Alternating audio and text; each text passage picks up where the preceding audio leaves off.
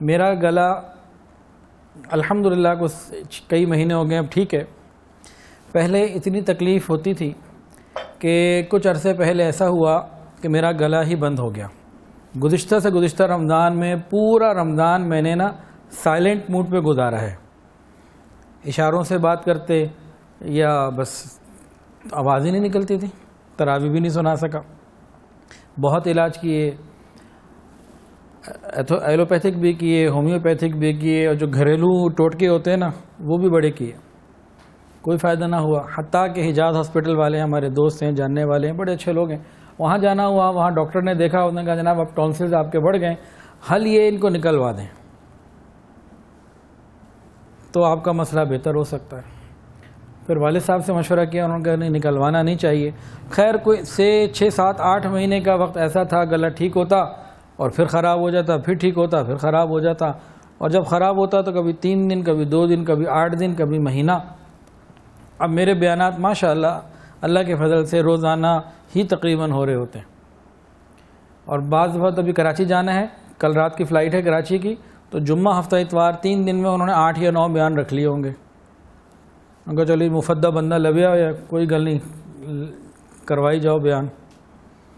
تو وہ خوب ڈٹ کے 3 دن میں کبھی کبھی وہ 12 بیان بھی کروا لیتے ہیں. ایسے لوگ ہیں وہ, کھلاتے پلاتے بھی خوب ہیں اور بلواتے بھی خوب ہیں. اب اتنے میں گلے کا کیا بننا ہے بھائی, سارا لوڈ گلے کے اوپر, پیچھے پھر وہ آگے پھیپھڑے وغیرہ چیزیں متاثر ہوتی ہیں. اب کبھی کیا کروں جی, زیتون کا تیل گرم کر کے لوں, کبھی شہد گرم کر کے لوں, کبھی جناب دکنی مرچ یا پتہ نہیں شہد میں کالی مرچ, اور کبھی شہد میں ملیٹھی, کبھی یہ, کبھی توت سیاہ, کبھی سرفی, اور کبھی جناب وہ مہندی کے. حضرت جی کا ایک بیان سنا تو مہندی کے پتوں سے بھی غرارے شروع کر دیے.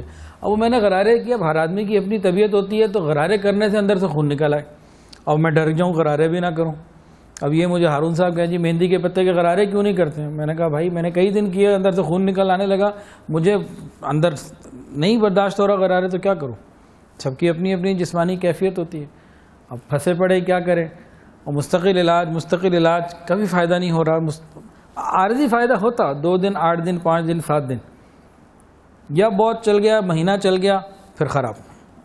ایک دن کیا ہوا, ہمارے بھائی ہیں ریحان, ساتھی ہیں ریحان نقشبندی, انہوں نے کہا کہ جی کشمیری لوگوں کا دعویٰ یہ ہے کہ کشمیری چائے پینے سے گلا خراب نہیں ہوتا. کہتے ہیں جی کشمیری یہ کہتے ہیں کہ اور کچھ ہمیں ہو نہ ہو لیکن گلا نہیں ہمارا خراب ہوتا, اور کوئی بیماری ہو جائے وہ الگ بات ہے, لیکن گلا نہیں خراب ہوتا. اس کی وجہ یہ کشمیری چائے بتاتے ہیں کہ جو دودھ کے اندر یہ سبز رنگ, وہ سب کشمیری چائے ڈالتے ہیں تو گلابی سا رنگ ہو جاتا ہے.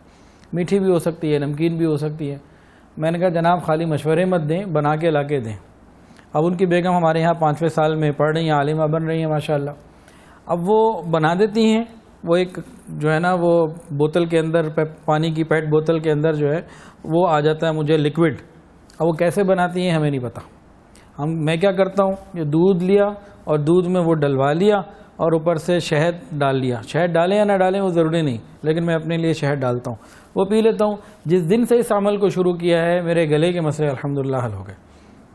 تو اس کے بعد کسی قسم کی کوئی دوائی نہیں, ورنہ 8 دن وہ چلتی تھی, کیا ہوتی ہیں اینٹی بائیوٹک, اس سے بھی اللہ نے جان چھوڑا دی. ویڈیو کے نیچے سبسکرائب کے بٹن پہ کلک کریں, بیل کے آئیکن پہ کلک کیجئے تاکہ ہر نئی ویڈیو کی نوٹیفیکیشن آپ کو مل جائے.